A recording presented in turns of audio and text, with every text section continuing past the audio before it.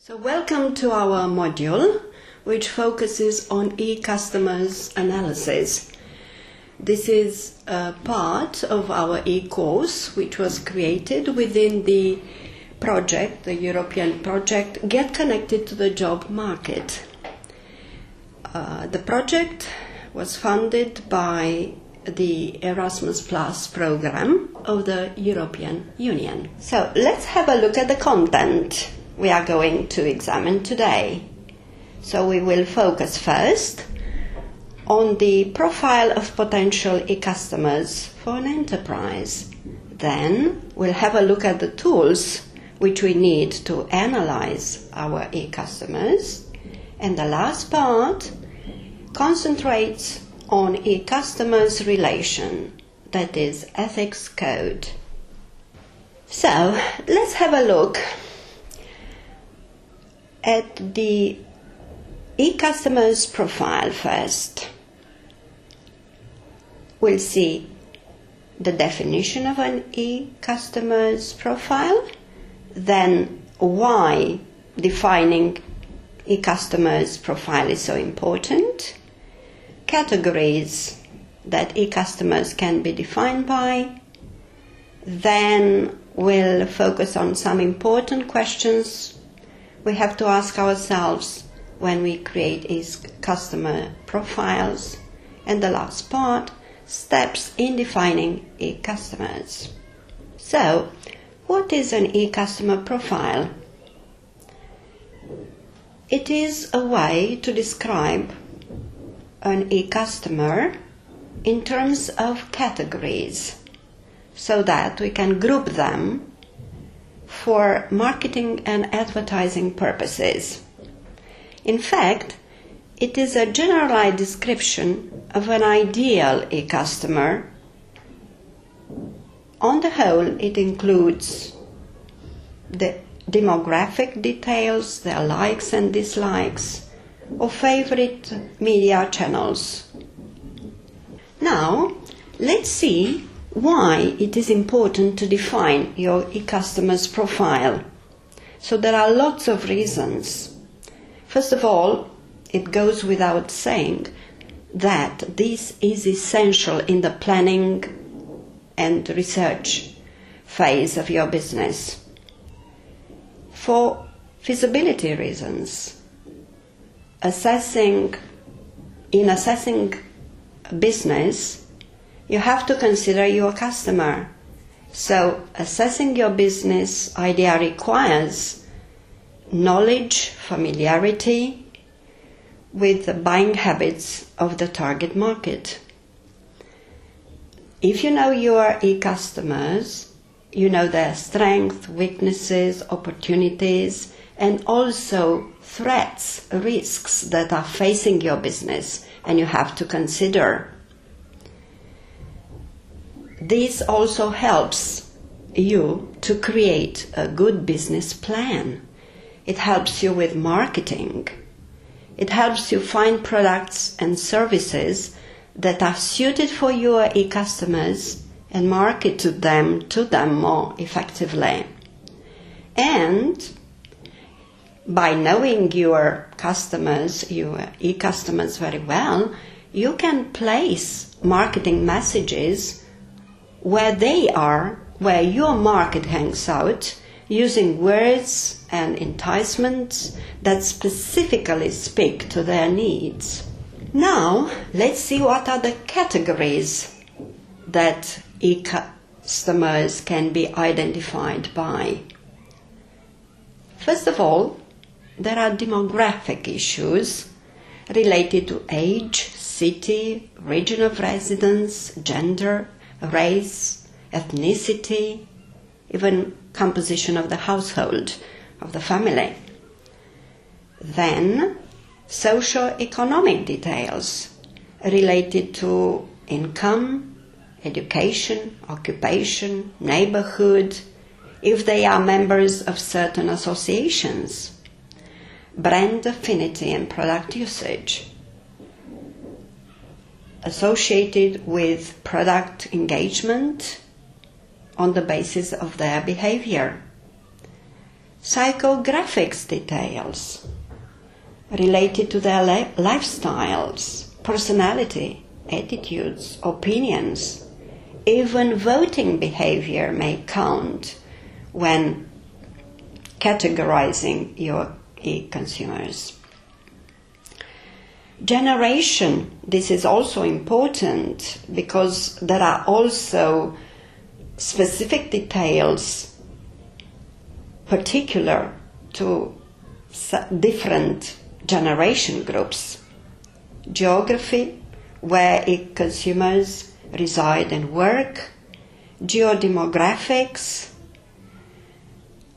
which combine geography and demographics together. And of course, the benefits your customers look for when they shop for products and services. So, in order to create a consumer's profile, you have to ask several questions. So, what's most important to my customers? What are their interests? What they are interested in my product? Is it the brand? Is it the color? Then what is the best way to reach this e-consumer? What are their preferred channels? What types of promotions are going to engage this e-customer? Are they interested in discounts, giveaways, add-ons, new products, events? You also have to consider types of images, messages, fonts they are sensitive to. Another question you have to ask is what types of promotions are not going to work for these e-customers, and you have to ignore those. Then what steps can I take to alleviate their anxiety? Is it guarantees, warranties, or exceptional customer services? What types of new products are going to interest this e-customer? So, steps in defining e-customers. In defining e-customers, you have to follow certain steps. So you have to begin with defining the demographics of your targeted customer, that is age, race, gender, income, marital status, education, and occupation. Then you have to add geography issues in terms of where your target e-customer lives. So this is also important. This also defines your e-customer. Then you have to take a look inside your customer's home by profiling his household size, structure, and family type. Then you have to see the e-customer in terms of psychographics, that is his personality, interests, lifestyle, and values. The next step is to expand your profile by describing your targeted customers' behaviors, particularly in terms of choosing products and services. And to round off your profile, you have to identify the attitudes of your target customer. The next section of this module focuses on tools to analyze e-customers. So, first we'll have to look at what we understand by customer analysis. Then we have to take into consideration why this is so important in our business decisions. And then we'll have a look at the tools which help us get inside the minds of our e-customers. So, what is understood by e-customer analysis? So, this is a process through which we collect data. data about our clients and potential clients in order to serve them better and make key business decisions. E-customer analytics plays an important role in the prediction of the customer behavior. So it is absolutely necessary to define the target customer, to identify their needs and characteristics. So this means that we need to have demographic data about them, such as age, gender, marital status, number of children, geographical area, income, occupation, hobbies and interests. But this is all not enough. We also need details about his behavior. The e-customer behavior analysis is a process of analyzing e-customer behavior over a period of time in order to use this information to predict how they will react in the near future. So this is also important.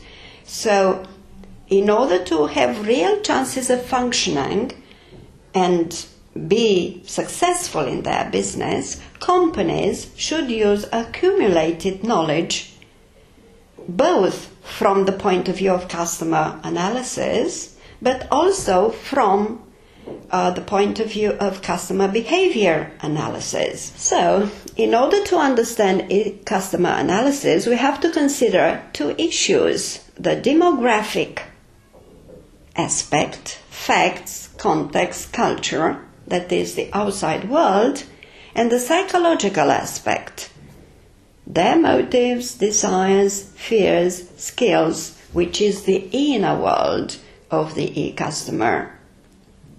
For the demographic aspect, there are lots of sources of information, such as opinion polls, subscription forms, social media accounts of customers, which are easy to collect. The other aspect, the psychological one, is more complex and personal. And we know that everything that is about the human mind is difficult to be defined. But anyway, we have to consider both issues because they work together and they help us to understand and obtain a customer profile. Now let's have a look at the analysis of e-customer behavior. Analyzing e-customer behavior can help you make better decisions in your business. And here are some benefits. We can identify new sales opportunities. So by analyzing how our customer responds to a topic, a product or questionnaire, we can identify new products they could be interested in, and also new ways, and find new ways of selling those products. Then another benefit is the fact that by assessing our business and analyzing our e-customer behavior, we can also detect whether they intend to leave our products or they tend to revolve around another tendency, which we can or cannot support. And as a result, once we identify these issues in time, we have the opportunity to take some key business decisions. The analysis of e-customer behavior also helps us to prioritize our project. Then, by analyzing our e-customer behavior, we can also identify their life values. We can see what the reasons they are there, if they are for a season, for a short period of time, or for a longer period of time. And we can, envisage what steps to take in the future. Customer behavior analysis can also help us create targeted campaigns to connect with existing and potential customers. So it also helps us connect with more e-customers. Now let's see what the tools are, the tools to get inside the minds of our e-customers. And we have found several: Google Analytics, Google Webmasters, YouTube Analytics, Facebook Audience Insights, SimilarWeb, Google Trends, SocialRank. These tools have been selected because they are easily accessible, they are easy to access. Most of them are free to use. And by using these tools, we will have the opportunity to see patterns in our customers' behavior when our e-customers who visit our website. So now let me give you some insights into these tools. So let's take first of all Google Analytics. It is free, it is a universal tool, and it is powerful. These are its three main traits which makes it good.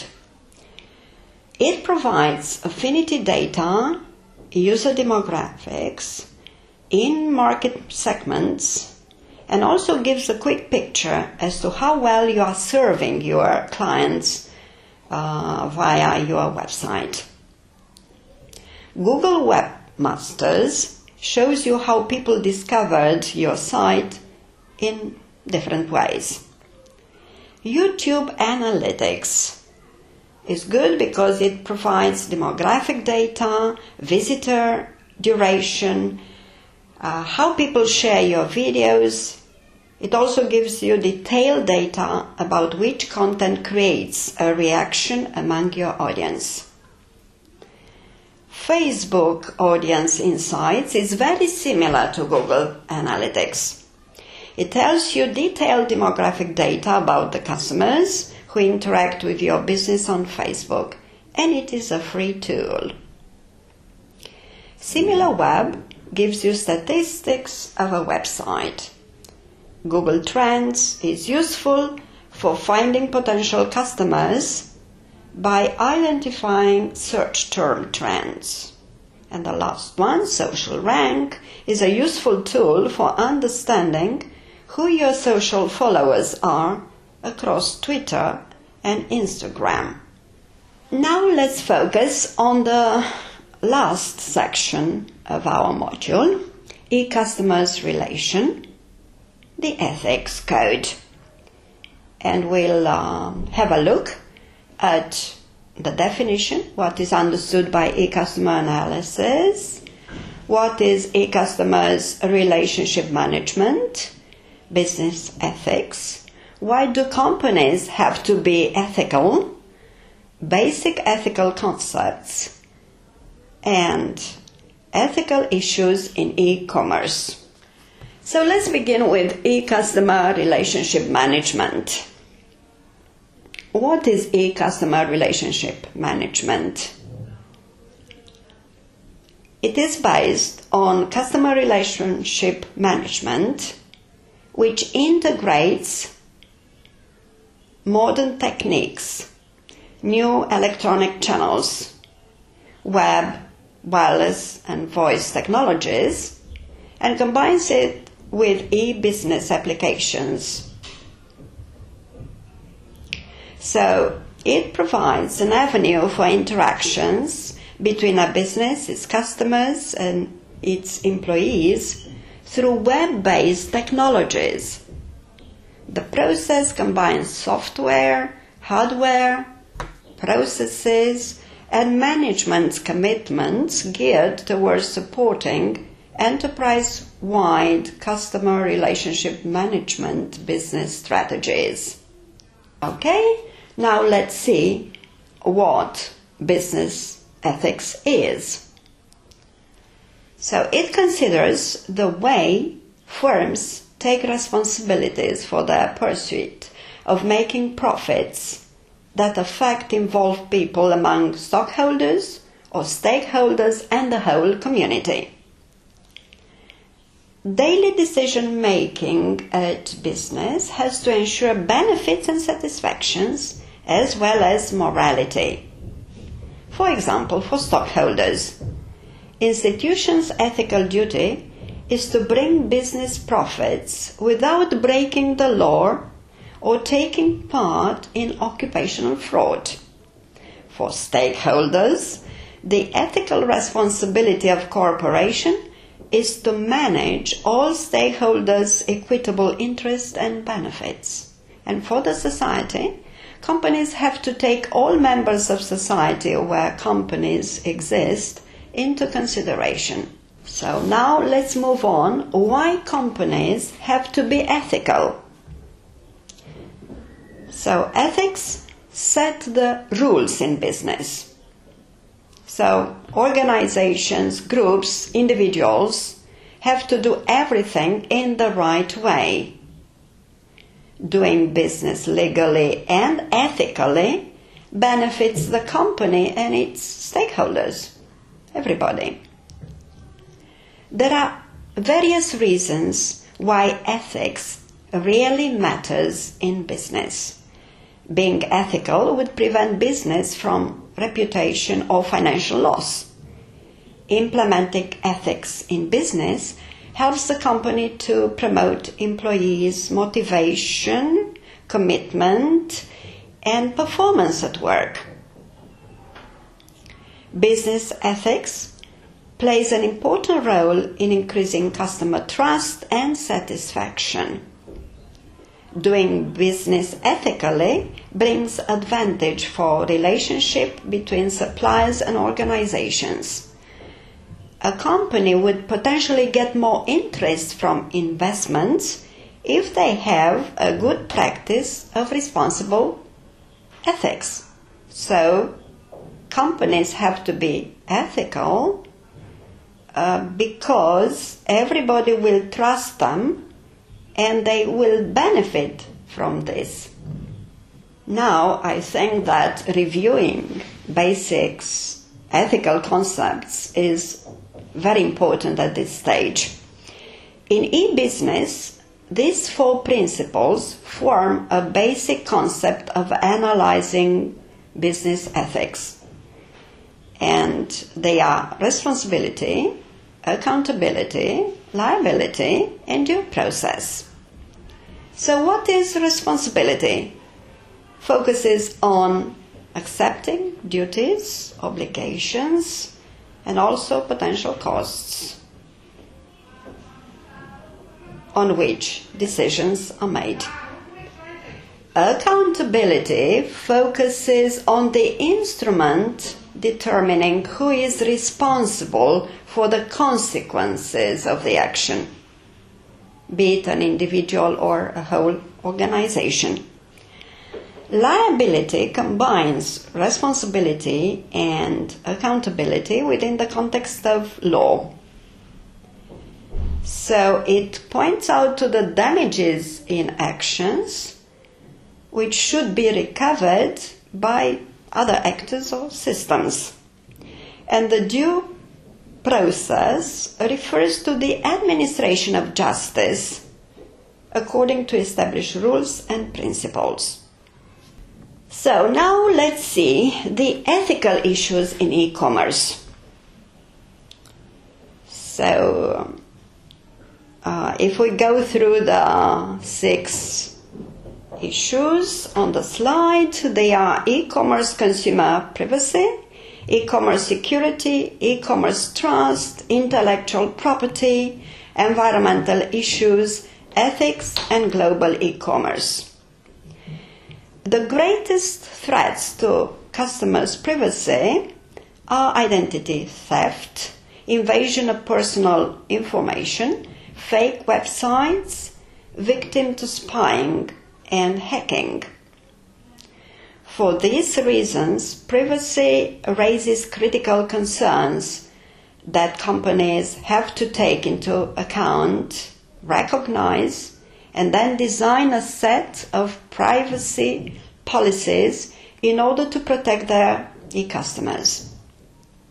Security in e-commerce engages with confidentiality, availability, integrity, authentication, and repudiation. E-trust. A study shows that 3 factors are included in e-trust. Internet trust, trust in the internet performance in terms of speed or integrity, vendor trust, trust in the producer or the organization who sells the product, and other parties' trust, trust in the intermediary. So companies should take into account all these factors.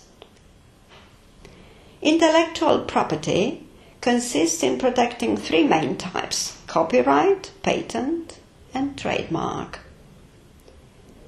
Companies are also expected to take environmental issues into account by reducing the energy usages of IT equipment and engaging with green IT initiatives.